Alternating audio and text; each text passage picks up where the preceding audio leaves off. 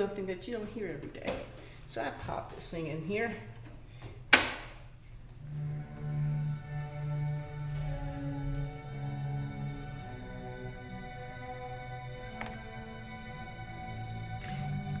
This is Adagio, a Samuel Barber. Very beautiful, majestic piece.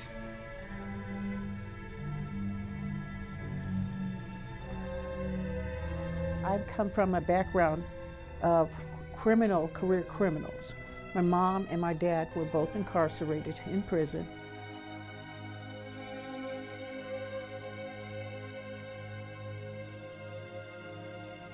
I ended up spending my junior high school and all throughout my high school years there at the halfway house for women who were getting ready to re-enter the community from prison. They were all on probation. And I was sort of like the mascot.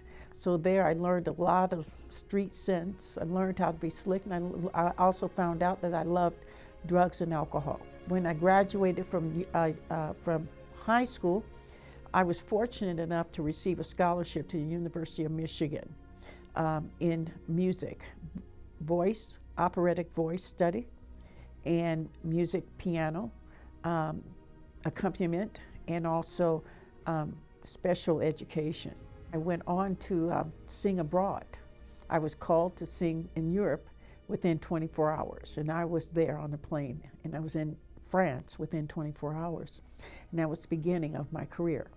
I toured throughout France, Spain, Italy, Germany, learned languages because I wanted to eat, and went on to perform in different countries such as Switzerland, Poland, Hungary. I traveled all over the world. However, when I was working at the Paris Opera, I found myself falling deeply under the addiction of my drugs. And I also discovered that I was dealing with schizophrenia.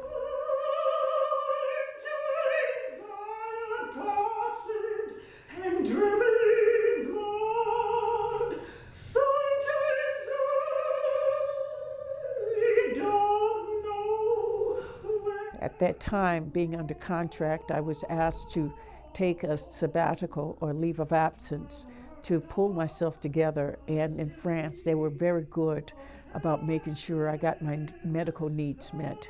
But I was still breaking down vocally. And so I was allowed to come back to the States because I really had nothing left. I was really what they call bankrupt, voice-rupt. I had nothing left. My father still walking in sin. My brothers and sisters won't hold me because I'm trying to get in. It didn't work out. I ended up unfolding my suitcases here. I didn't know where to go. I lived in isolation. I hurt. I was in pain. I was drinking and doing drugs. I was living off the money I had saved. I was barely able to make it outside. I lived in fear. I would not open my curtains. I would not check my mailbox. I would not eat properly. I wouldn't take care of myself. At that time, my weight had ballooned to 332 pounds. And I was a walking disaster.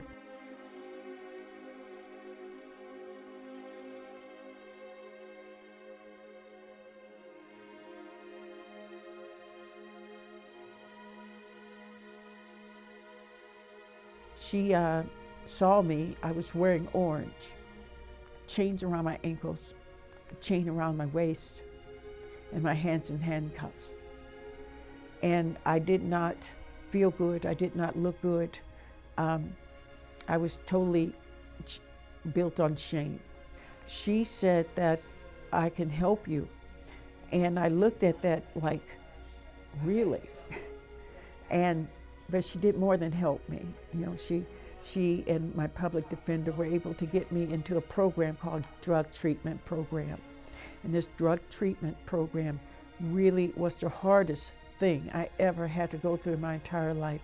Going on stage and singing was easy, but going through a 2-year program where you are accountable for every minute of your life where everything is structured, was the hardest thing I ever had to do because I was not a very organized person.